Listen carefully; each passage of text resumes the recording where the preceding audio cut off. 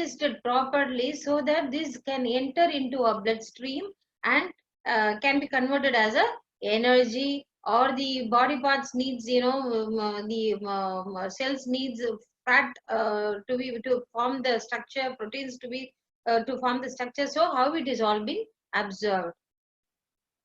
So the digestive system consists of the following parts. So it starts from mouth. Okay, then the salivary glands are there, esophagus, the stomach. Okay, that is connected to the small intestine, then the large intestine. Okay, small intestine, then the large intestine, and there is rectum and anus. The accessory or important vital organs are the salivary glands, then the liver, gallbladder, okay, pancreas, and appendix. We will talk about it. So let's see what is the mouth. Pharynx. Okay, pharynx is a common path that also in respiratory system we have seen that before larynx. The pharynx is a common path. Path. And esophagus, stomach, liver, gallbladder, pancreas, small intestine, large intestine, rectum, and anus. Okay, so what actually happens? The food processing takes place even in the start of the mouth. Okay, we will see when we are talking, when we see the oral cavity, then we will see how it has been, how the food processing is started. But say this is a simple process structure. The food processing begins in the mouth. The bite of food, you chew. Okay, mechanically it's been broken down. Mechanically it's been broken down. Then it is been swallowed and it moves throughout the pharynx into the esophagus. There the epiglottis is there. It's a flap-like organ. When the swallowing takes place, it blocks the larynx. Okay, it is stuck to the larynx side and it opens and it allows the food particle to enter into our esophagus. Okay, then the food is mechanically and enzymatically digested in the stomach. Most enzymatic digestion takes place in small intestine. Nutrients are then digested as they move into the digestive tract further, like small intestine, large intestine. Okay, in small intestine there are three parts. So throughout these parts, the food particles are the important nutrients are being digested into our system. Nerves and hormones regulate the digestion. Okay, so how these nerves and hormones, we will also see that in detail in our further slides. Absorption takes place mainly through the villi of the small intestine. Okay, the large intestine then eliminates the waste, leading to opening for the elimination of waste is called the anus part. Okay, see here the ingestion. The food is being taken. It is called not the injection, it's ingestion. Okay, the ingestion, the taking up the food particle. And see, this is like in the zigzag manner shows that the peristalsis movement. Okay, peristalsis movement of the food. So the mouth, you take the food.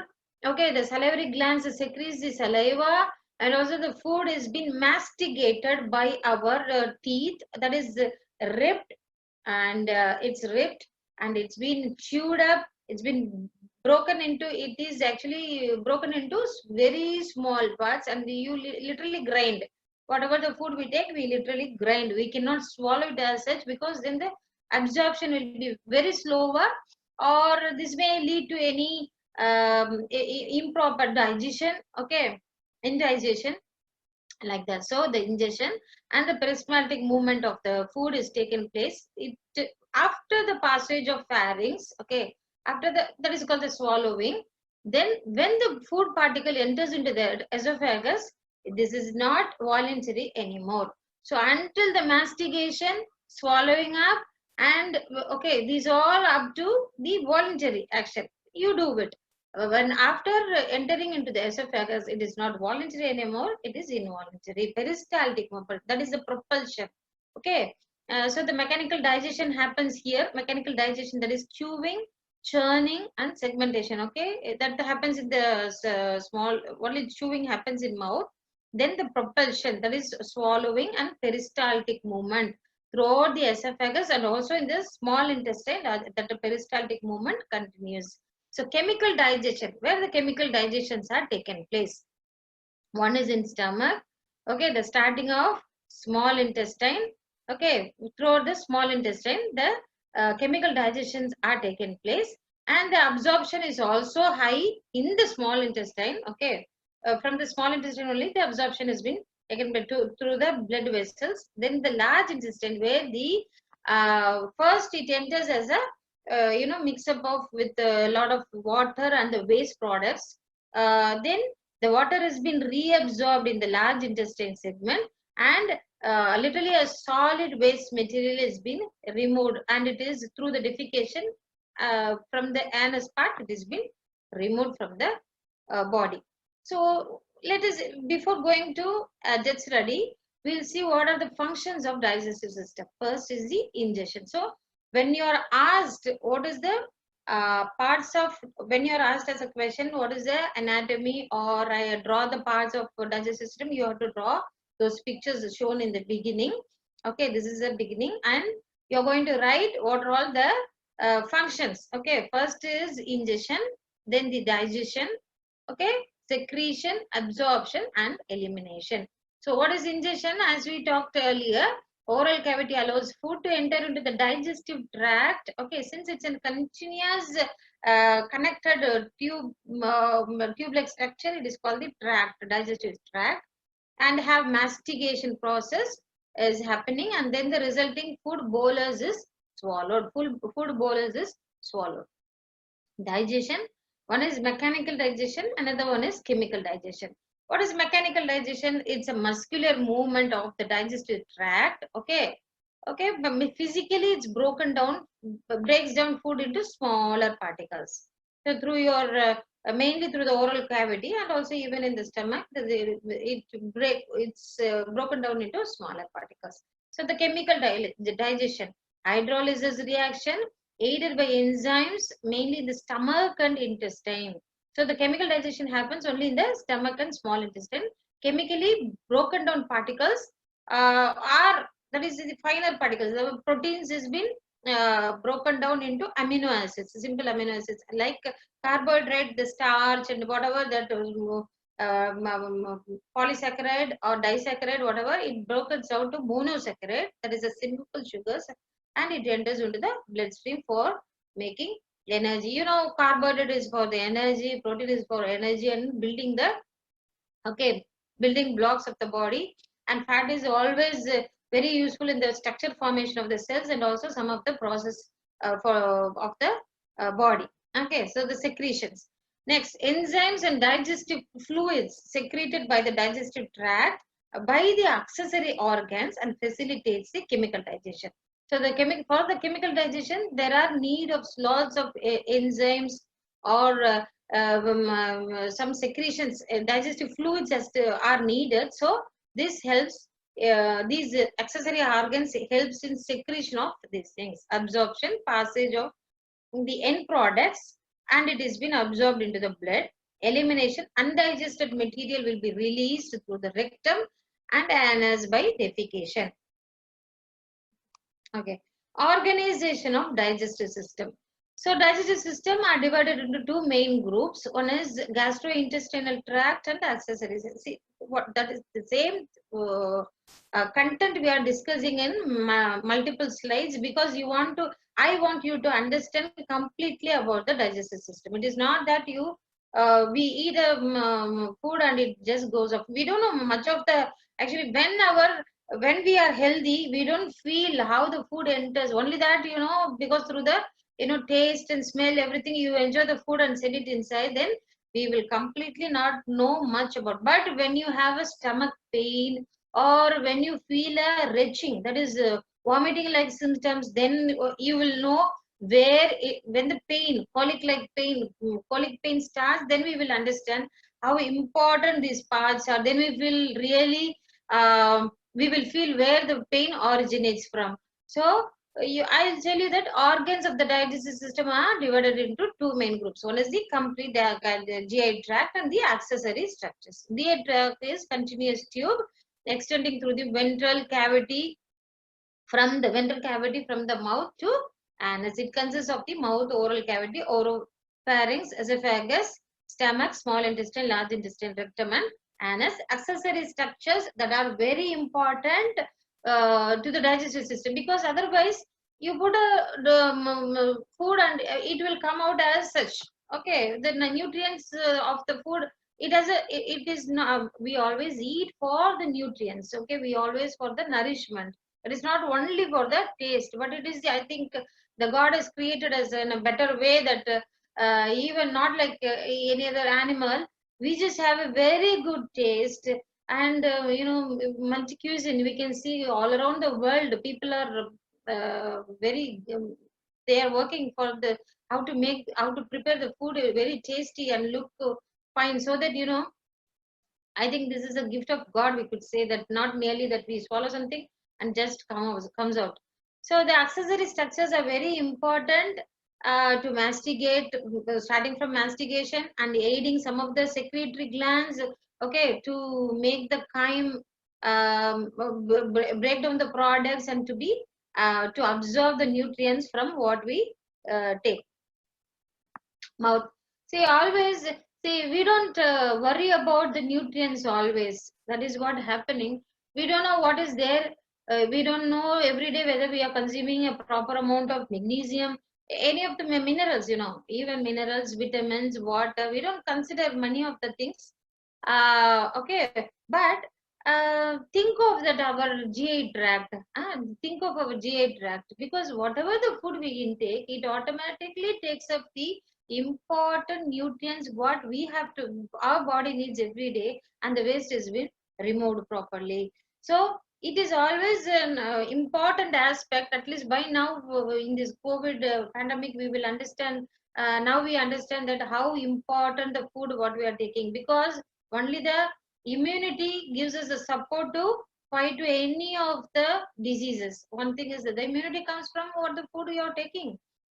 And what has been suggested nowadays is ginger, turmeric, okay, garlic, pepper. All these things are very important. They say not of any health drink, which has been advertised on these days. So likewise, so what the nourishment, what the food we are taking is very important. But luckily, in our Indian culture, we have that too, especially in Tamil Nadu. We consume lot of this spices and spices as like in our daily food. So going back, mouth, the upper expanded portion which forms the beginning of the alimentary canal. It is the GI tract is also called the alimentary canal. And the important structure of the mouth are, okay, gum, hard palate, soft palate. Hard palate is a hard palate you can feel even in the upper portion of your mouth, and it extends in the last as a soft palate.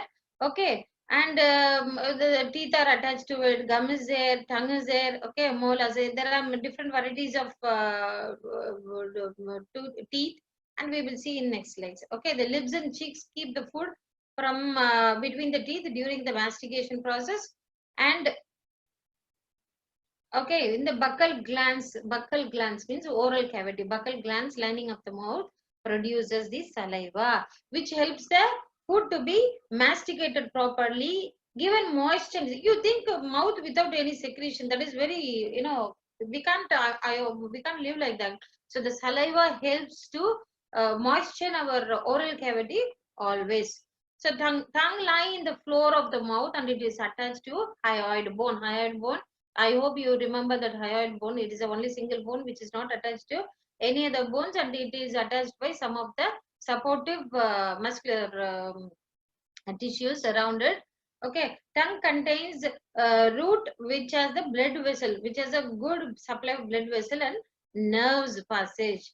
Okay, maneuvers food for mastication. It helps the tongue movement helps for the mastication, and shapes food as a bolus. Okay, and detects the sensation of taste. There are different taste buds. Okay, I hope we have done this in our practical class, and how these tastes are differs. Okay, different taste buds. What is the cross section of the taste bud and all? We have drawn that. I hope you remember those things. Okay, so these are all the parts of the tongue. These are all the parts of the tongue. Okay. Next, teeth Teeth are concerned with mastication, depending on, see, not only for mastication, it also gives a fixed structure to our face. You think, pallu pona sollu pochu, okay. There are many proverbs which can help, because the how we speak is also depends on the structure, the fixed structure. It gives a fixed structure to our faces, and the beauty even depends on that. So functions of teeth is cut, tear. When talking about the GI, not about the beauty part. Okay, then here we say the cut, tear, pulverize the food to reduce solids to smaller particles, and that is easy for our swallowing. First, we have the deciduous teeth. Okay, deciduous means falling. Okay, deciduous forest means the leaves fall down. Okay, like that. So in the by the 7 years, the teeth starts falling off, and the strong teeth teeth comes out of the gums, and it okay. In the beginning, we have 20, and now as an adult, the count of the teeth are 32. The type of teeth here is incisors, canine, premolar, and molars. So the total is 32. Salivary glands. So this is an important part. When we talk about the GI tract, there are three pair, that is totally six. Okay, three pair of salivary glands in the mouth, that are parotid glands, submandibular, and sublingual. See, parotid, okay, it's in the superior position of the tongue, mouth, oral cavity, and the tongue is here, and below the tongue. Okay, that is called the sublingual gland. Submandibular is near the cheek. Okay, near the cheek there are glands. So totally we have three pairs of salivary glands. What do these salivary glands do? Saliva has been produced by these glands, which softens, moistures, and dissolves food. That cleanses the mouth and teeth. Initiates the digestion of the starch. Okay, initially the amylase present in the immediately the saliva where the enzyme present, immediately the sugar starts its digestion. So the digestion of sugar starts even from the mouth, before going into the stomach. Pharynx. There are three parts: nasopharynx, oropharynx, and laryngopharynx. Okay, that is the pharynx part. Okay, here nasopharynx, oropharynx, and larynx. This is not a very big part. So this is almost it's a small, depends on the neck size. Okay, it is only small tube which has been separate. Nasopharynx, it is not part of digestive system. Oropharynx, it is situated posterior to, okay, posterior to oral cavity. Laryngopharynx, it is situated below the oropharynx and connected to the esophagus. See here, this is mouth. Okay, tongue is here. This is the hard palate, which we see here is the hard palate. Then the back, posterior portion is called the soft palate. Function of pharynx. It serves as a passageway of air and food. Food is propelled to the esophagus. Okay, propelled to esophagus by two muscle layers. One is longitudinal inner, and then is circular. Longitudinal and circular outer layer. Food movement by altering contraction. Okay, food movement by altering contraction is called the peristalsis. Esophagus. It runs from pharynx. Okay, to the stomach. It is about 25 centimeter. It is about approximately. It is a muscular. It is a mucous muscular membrane lined tube. No digestion has been taken place in this esophagus. It's only the propulsion of the food has been taken place. It is involuntary rhythmic muscle contraction. Okay, this also has cervical part, thoracic part, and it joins in the abdominal part. Okay, receives a bolus of food and moves it, and it requires relaxation of the upper esophageal sphincter. Okay, here when it has been connected to the stomach, there is a sphincter called sphincter, or special type of muscles which relaxes and contracts, only this is actually not this is through the content present. This is involuntary actually. So the esophageal sphincter allows the food, that muscle relaxes and allows the food to enter into the stomach. Then it again constricts.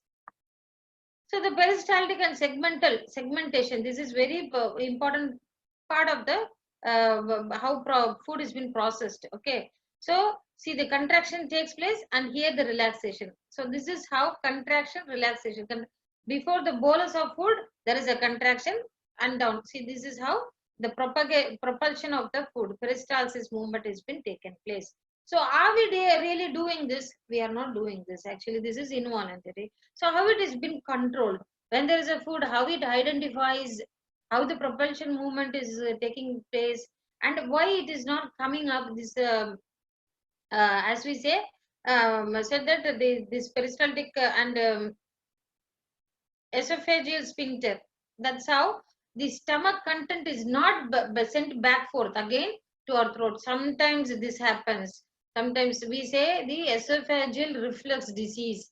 Okay, sometimes we have the, when we take lots of spicy, lots of some gas producing substances, proteins together, then this sphincter relaxes a bit and the gas and along with the acid returns back even up to the throat. That's why we say some kind of we say that so this is a reflux disease. Some people see the stomach only can hold the acidic pH. Okay, nearly 3 to 4 pH. That the only the stomach, because it has got a good mucus and submucosal membranes which can secrete a lot of mucus. But this esophagus or even the throat, we don't have that much. Even the esophagus has its own mucus secretion, but not compared to the not as much compared to the stomach. So when it returns back, okay, then we get the irritation and even the ulcers are forming. That is called the esophageal reflux disease. So how it is been regulated? Regulation of GI tract activities is been given very elaborately. I have given in my notes which has been circulated to you. You can read a lot about it. And so the autonomic nervous system controls, parasympathetic nerve stimulates GI tract activities, sympathetic nervous system inhibits, okay, sympathetic system nervous system inhibits the GI tract activities. Hormonal control, there are many hormones from endocrine glands, and the GI tract helps to regulate the GI tract activities. Stomach, it is located on the left side of the abdominal cavity. Region of stomach is, this is cardia. This is cardia, fundus region. This is the body, see here body, and pyloric region. Okay, so cardia, fundus, body, and pyloric region. Food empties into small intestine at the pyloric region. Again, there is one more sphincter here, sphincter muscle, that is called the pyloric sphincter. That is kind of a valve, you know, that only when relaxes, okay, the thing can enter into it, and it also closes, constricts, so that the scent particle will not enter again into the back flow has been prevented. So the stomach, you have to learn definitely about the stomach parts, because when you later on as a pharmacist, when you later on go on to learn about the medicines, there are many medicines in market which has been given as OTC medicines, oral over the counter medicines, many of the oral, like see, you go and say I have ulcer, people may always come and see, there are some prescription medicines, some are OTC medicines. So I think you have to learn a lot about this, so that you can avoid people, taking multiple drugs without consulting the doctor. Without, they will consider the symptom, but they will not consider the disease. So this is very important part, that as a pharmacist, we should be aware that people do not misuse any of the drugs. Okay.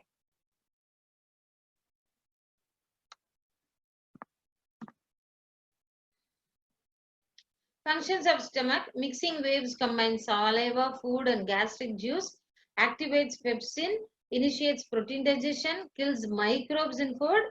How it kills? Through the acid environment. That's why even in the COVID, they say that when you inhale, only the problem is with the respiratory system. When it deposits into, it goes into the, lower respiratory tract, and it causes the immune reactions to it. But if any ingestion of it, the acidic environment in the body can destroy it. So that's why we always say that the closed nose very important.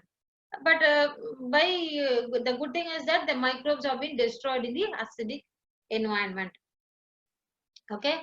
See, the lower esophageal sphincter increases stomach motility, relaxes. So that is what the sphincters. We talked about the sphincters. Very important thing is that there are multiple layers in the stomach. See, the mucosa layer, submucosa layer, muscle layer, and serosa.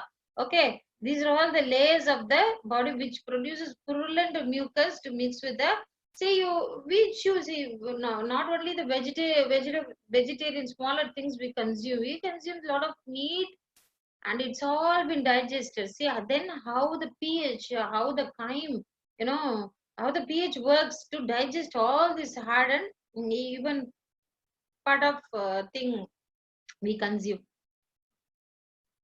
Reflex mechanism. So, is it really when a food is it digestive process? Is it really starts only when we consume some food? No, it even the smell, even the look, it starts our digestive system to work immediately. So the saliva starts, secreting, and from far away. Even if sometimes I feel when I was in the um, uh, when I was in hostel, when I was studying, even the sound of the, frying something or something, even the sound can bring forth the thought of the food, that memories of the food that can bring. Even you don't smell, actually you don't see it, but this even you can hear someone is cooking something, some vessel sound or something. We can have that. So how this happens? This is a reflex mechanism, very powerful, potent reflex mechanism. When you fly, when you sail in a ship, when you fly in aeroplane, whatever, there is the food, and again you want that food to be tasty and smell good, and it so this reflex mechanism is very important, I believe. Regions of GI tract, okay, uses reflexes. So the sight, smell, taste, and thought of food, even see, thought of food acts on the central nervous system, and okay, it's signals. Efferent means sending forth the signals. Okay, efferent influences local enteric. See, whenever we talk about the gastrointestinal, we say that enteric nervous system. Okay, enteric nerve plexus and smooth muscles and glands starts secreting and response a change in contractile and secretory activity. So sometimes we say when we start having the hunger, we say that nama vairu is like it makes a lot of sounds and all, because the contractile and secretory activity has started already. That's why they say that to have the body weight to be reduced is very hard, but I say you by my own experience. Okay, so it is very, see, even the smell and thought can disturb you, so you really need a particular yoga type a mind to control all, but it can be controlled, it's always like that. We are not addicted to any of the things that can be controlled even. So what happens again, the chemoreceptors, okay, everything sends the afferent impulses, and this is how the reflex mechanism happens. It sends some effect, and again when your stomach is full or something, you fed with something, okay, it says that the stomach has been okay, then the reflexes has been stopped. So that's what we say, that parasympathetic initiates and sympathetic stops the GI functions. Gastric secretions. So what is special about the gastric secretion? It's really very special. Whatever we the food we take, how it's not damaging our own. I'm talking about an healthy individual. How it's not damaging our own body, but it digests all the food what we take, we consume. Okay, so the gastric glands open to the surface of the mucosa through the tiny holes called gastric. There are 4 types of cells that makes it gastric glands: mucus cells, parietal cells, chief cells, and endocrine cells. Exocrine, these are all exocrine cells composed of mucus, parietal, and chief cells. Okay, these 3 are exocrine. make up the gastric juice. They all make up the gastric juice. Parietal cell, mucus cells produces the mucus, and parietal cells produces higher HCl, and chief cells produces the pepsinogen, which is then converted into pepsin, and it is very good for the absorption of the hormone, helps to absorb the digest the proteins. So endocrine cells secretes hormones like gastrin, which functions on the regulation of gastric acid. So how long this gastric acid can be produced? So that has been decided by the gastrin. Okay, so depending on the food and the chyme inside the stomach and food particles, the gastrin hormone regulates that part. So gastric secretion, the regulation of gastric secretion is again this gastric secretion. How this hormone resides is thought and smells of food start the cephalic phase. Cephalic means head, right? That is the starting of the phase. Okay, here it means the start of the phase. Gastric secretion it starts. Now the presence of food, okay, thought, smell, and whatever that, it starts the cephalic phase. And the presence of, now we are eating, and the presence of food in the stomach initiates the gastric phase, and the presence of acid chyme in the small intestine begins the intestinal phase. Okay, the chyme, acid chyme, when it is mixed, when the food particle along with mucus and the HCl is called the chyme. Okay, that chyme when enters into the small intestine, because where the absorption, main absorption taken place is the intestinal phase. So stomach emptying, relaxation of the pyloric sphincter allows the chyme to pass from the stomach to the small intestine. Okay. So see this rate, we can always say that when you take a simple already fermented food like bread and idli, those all these things are fermented again, already broken down, okay, in outside. So now when we consume that immediately as a simple sugar, it takes up very easy for the body to digest it. That's why in the in when you're sick or something, they say take a boiled food which is like already which is fermented outside. Your body need not work a lot to digest all these things. Nobody will advise in our sick days to consume biryani or any other cheese pizza or whatever, because it takes tremendous amount of time. It will stay in stomach. Again, this will make causes to get much more sick. So it depends on the nature of the chyme. And okay, so what happens actually? What happens? Stimulatory events and inhibitory events. See the cephalic phase, side cerebral cortex. It gives the order to the hypothalamus, vagus nerve. Okay, vagus nerve is the 10th cranial nerve, which is a very long nerve, starts from the cranium and runs through the the oral cavity through the thoracic region and reaches the stomach, the 10th cranial nerve. So this is the longest nerve. So which takes up all this information here from, it takes afferent and efferent.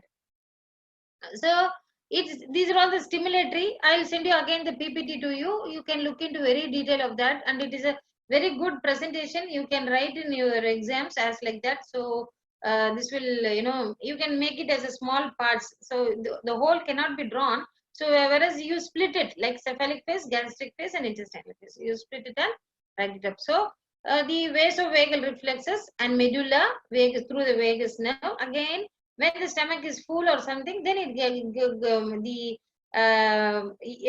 afferent, okay, afferent nerve, again it says to the inhibitory events starts up and it stops the stimulation.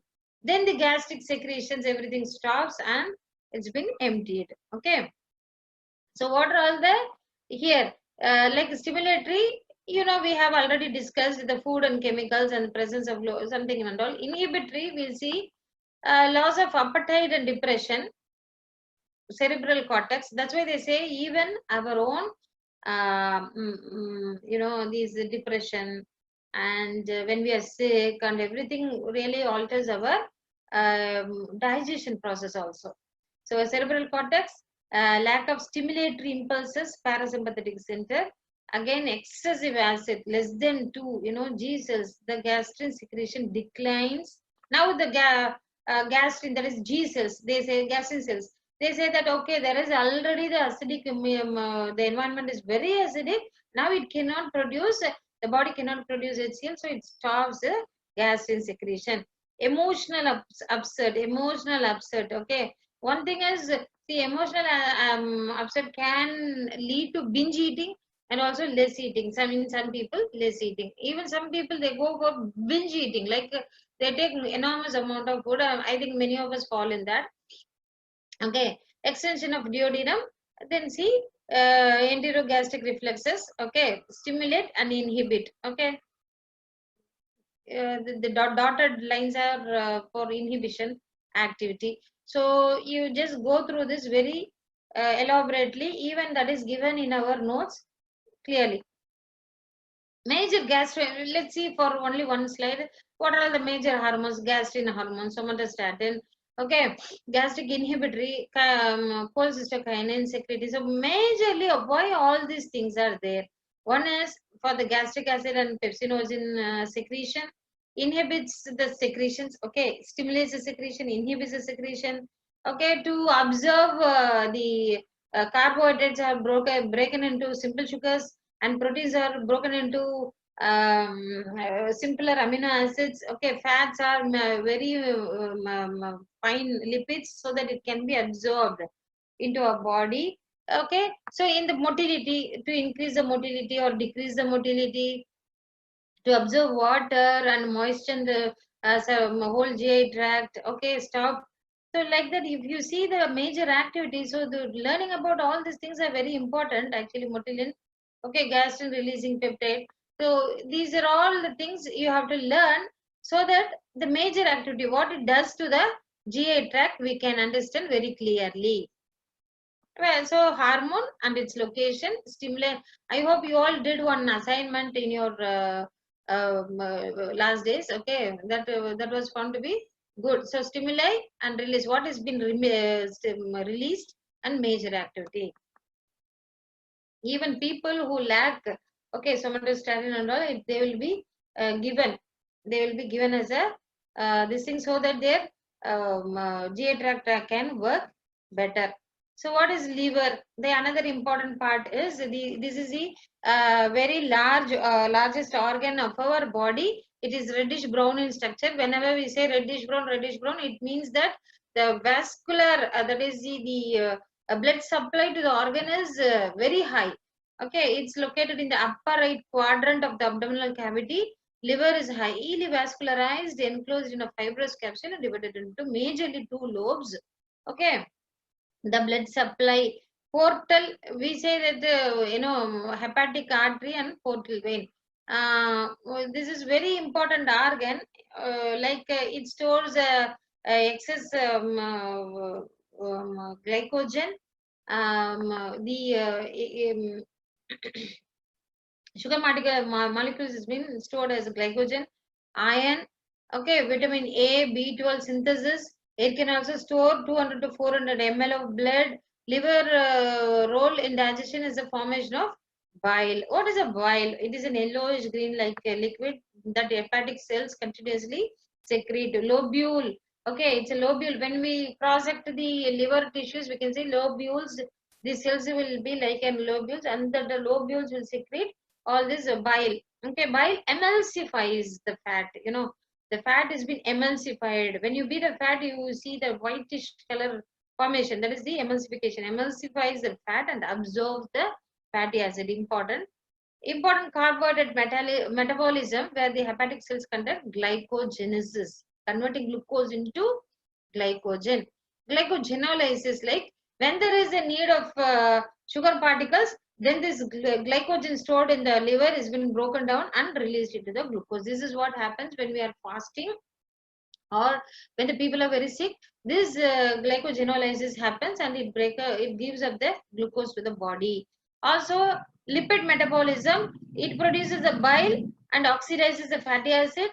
Synthesis varies and converts into lipogenesis. That is, even the formation of fatty acids are happening in the liver. Liver, what this liver does, storage of glycogen, contains phagocytes which destroys damaged erythrocytes. Okay, damaged erythrocytes has been digested and sent out. Okay, during phagocytosis, detoxifies harmful substances and serves as a blood reservoir. 7% of the blood volume has been always there in the liver, stored in the liver, because that much vascularization, that is blood flows through the liver. And I advise you also to go through um, uh, uh, some of the notes in the books suggested by our syllabus, so that you can learn much about the liver, because liver is a very important organ, and all the food or the drugs have been metabolized majorly in the liver, excreted majorly through the kidneys. So both the kidneys and liver, studying about more about these sections will help you in learning about drug actions later. Okay, drug actions in later. That's why when the people who have a habit of consuming lots of herbal medicines and the allopathic medicine, everything they mix together, and liver, definitely their liver will be damaged. Even the paracetamol, what we take for, even for a headache or small headache or whatever, that we could say that bad practice of consuming all this drug can definitely damage the liver. Okay, so it is very important as a pharmacist we should know about this particular anatomy and physiology of that. Gallbladder, it is a pear shaped sac like structure which is located and inferior to the liver, inferior surface to the liver. Actually, so the same duct, okay, the same duct is connected, the where the bile secreted from the liver is been stored temporarily in the gallbladder. Okay, it stores up the bile. When there is a fatty food enters into our body, it also secretes that into the system, so that it facilitates the absorption of fat in our body. What is a pancreas? We all know about it, because of the diabetes. We know about this pancreas. Okay, so pancreas secretes from the beta Langerhans cells. The insulin has been secreted, which allows the sugar molecule to be consumed by our tissues. So the pancreas is closely associated with the duodenum of the small intestine. The head of the pancreas is located C-shaped curve, and its tail is against the spleen. It's against the tail touches the spleen, whereas this is the head portions lie on the duodenum of the small intestine part. Okay, alpha cells, beta cells, and exocrine cells. Next, functions. So secretion of pancreatic juices. Okay, the acinar cells, exocrine produces digestive enzymes. Okay, digestive enzymes. And the islets of Langerhans produces insulin and glucagon, that hormones that regulates the blood sugar. Okay, blood sugar level. When there is a problem in that, it is called the diabetes. When there is a complete stoppage of, insulin production has been stopped, it's called the diabetes 1, type 1. And when there is a consumption that is resistant to get utilized of the carbohydrate, carbohydrate in our system is called the type 2 diabetes, which arises even the later part of our life. Small intestine, see, it has got a three part: duodenum, jejunum, and ileum. This is really a large, it is it is very okay. The small intestine is a part of alimentary canal which extended from pyloric stomach and cecum of the large intestine. So it has three parts and it is very larger. They say that the small intestine, when it has been extended, because it has got the microvilli and villi in it, which makes microvilli and villi, which makes our body to absorb the food material. Because of the larger surface area, the nutrients are get absorbed better in the small intestine. Segmentation mixes chyme of digestive juices. Okay, and it is all these things are broken down, and through the villi and microvilli, it is complete. The digested nutrients are absorbed. Large intestine. Okay, see here, ascending. Okay, transverse, descending, sigmoidal colon and rectum. Then it opens in the anus. Okay, so you see the structure, and there is one portion here called the appendix. So there were lots of, which doesn't have much work now. There are no works has been identified by this appendix now, but there are many theories behind that. Long back, the human being who were consuming not a cooked meal, by the time the microbial colonization in this part helped them to absorb lots of nutrient, gives them the help them to absorb a lot of nutrient. I mean, the uncooked food, which has got usually the high amount of microorganism, has been destroyed from the secretions of this appendix. Later, when the man started using its cooked food, I think they say that it's one of the theory. They say that this appendix lost its activity and has been shrunk to like a valve-like projection. But this appendix has nothing to do with that. But there are always the more bacterium deposition will also be found in that. So when the person consumes uncooked food, or the oral, I mean food contaminated food consumption, makes this appendix to get inflamed, to deposit lots of microorganism in that. Colonization will be more, and it will be become inflamed and get infection. So this is, by the time it becomes life threatening, because the burst of this appendix will be a life threatening incident. That's why we say that don't eat from the contaminated places, don't go out and eat in the street vendors, from the street vendors and all. We have to take care, because this appendix can get inflamed and infected, can burst. So the removal of this appendix is called the appendectomy. Okay, many of you might have heard of someone has done that, had that operation. Okay, the bacteria produce, see, not only the bacteria, that is the microflora which is seen in the gastrointestinal tract, which also helps us to produce vitamin B, K, and absorption of some water, ions, and vitamins occurs, okay, for the defecation. Rectum, now we have come to the rectum. It occupies the lower posterior part of the pelvis. It extends from the sigmoidal colon to the anus, and lower part of the rectum is dilated and is called the rectal ampulla. Okay, this is the part called rectum. Okay, this is a part called rectum, from sigmoidal colon. This is temporarily stores. By the time, okay, the food, the chewed food which travels almost from this ascending, transverse, and descending, more much. If here you can see much of the water molecule will be, I mean water particles will be there.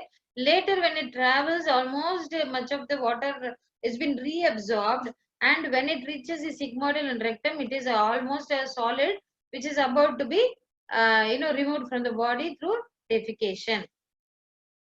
Okay, again, anal canal has got the sphincter, internal sphincter and external sphincter, which is the muscle. Only through the stimulus it relaxes and allows the content to pass through. So initially when the baby doesn't have this control over, so that's why it defecate all the time. Later, and immediately, even after a year of the year or two, our body, the proper development of this internal anal sphincter and the nervous stimulus, then there is a control, or 1 or 2 times per day the defecation takes place.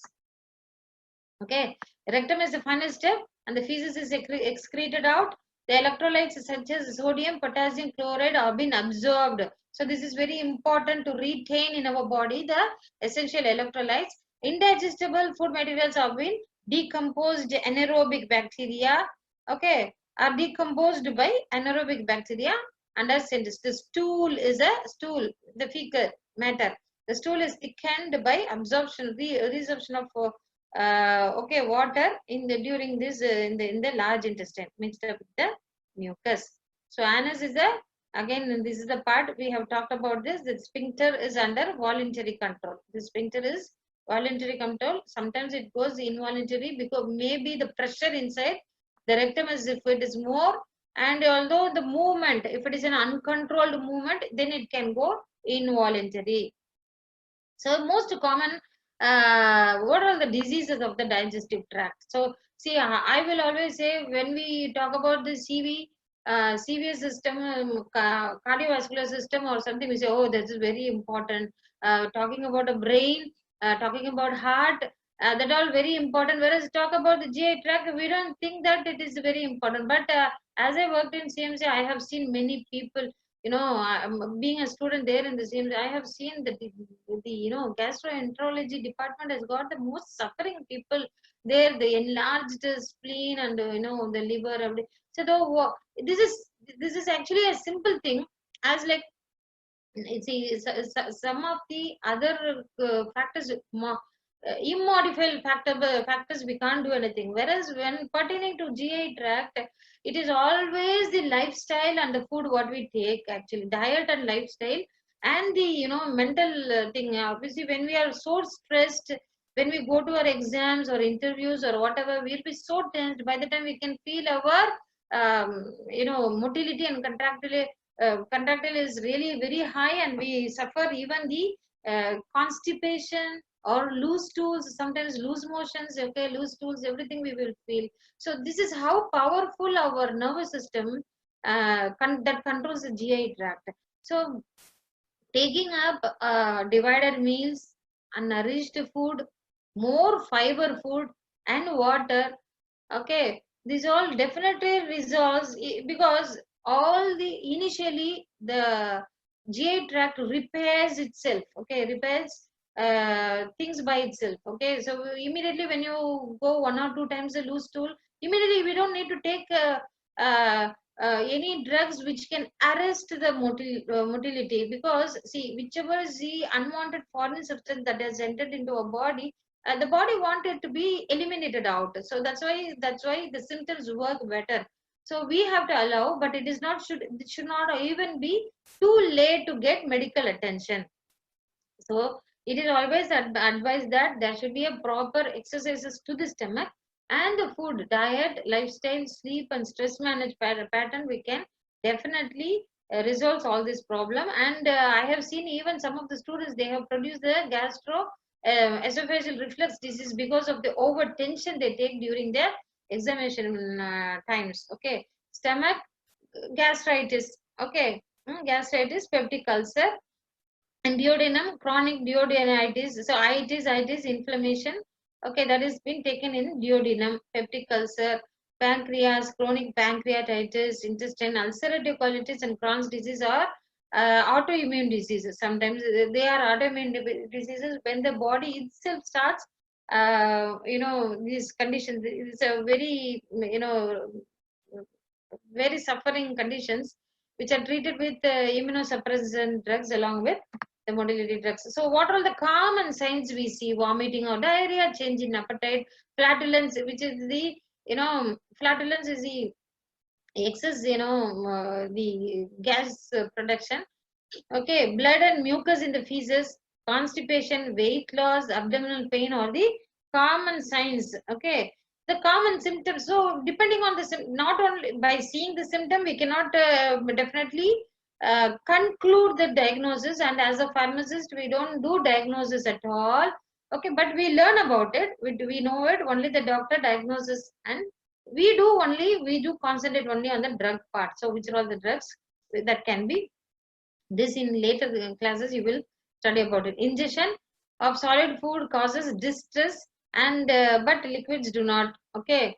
See, when you take solid food, it is causes very problem, but when you take liquid food, is not a problem. So it is a esophageal stricture or tumor, difficulty swallowing, and food sticks in throat is a esophageal spasm and achalasia.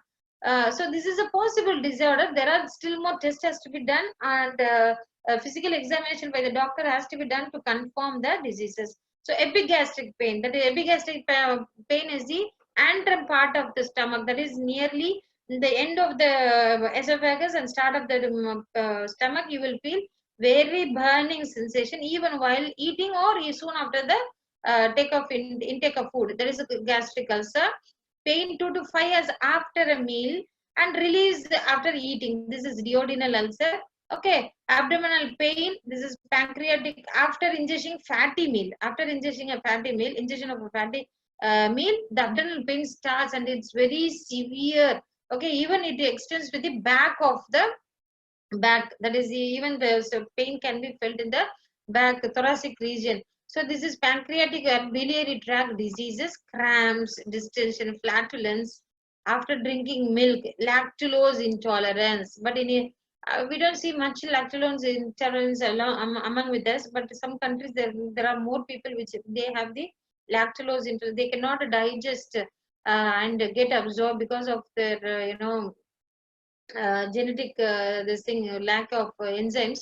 So they are lactose intolerance. Heartburn after eating a large fatty meal is called esophageal reflux. Okay, some clinical achalasia means failure of the smooth muscle to relax, so it constricted and it stays as a constricted one.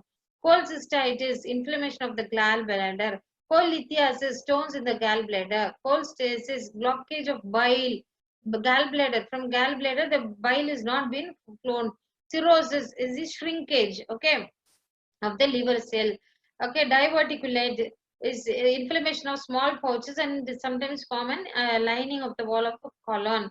Dysentery, intestinal infection which causes the much of the water to come into the large intestine, and the motility becomes involuntary, and it has been so that causes the dysentery. Usually there are the infectious diarrhea also. Okay, that can be treated with the antimicrobial agents. Dyspepsia is indigestion. Dysphagia is difficulty in swallowing. Enteritis, inflammation of the intestine. So what are all the drugs can be prescribed? So to stop gastric secretion, to neutralize the acid, because in the case of neutralize the acid, like gelicyl syrup we consume, okay, it neutralizes the acid. Okay, it stops the gastric secretion, like proton pump inhibitor drugs which stops. Okay, and like somatostatin which can help in different areas. So there are variety of drugs, histamine, H2 receptor blockers. Okay, there are, you will learn much about it when you go much depth in the pathophysiology. So I hope by this we can end up our digestive system, and I hope you are understood the digestive system much more better now. And I advise you to go to the much better videos to view, because this is we used to do when we are in the classes. I always used to show some of the videos that can help you to visualize. In those days we did not have such kind of a 3D videos to visualize what's happening inside. Now you can get utilize of that using those things. And thank you very much for the time. And I hope in next class we'll see in another. We look into another chapter.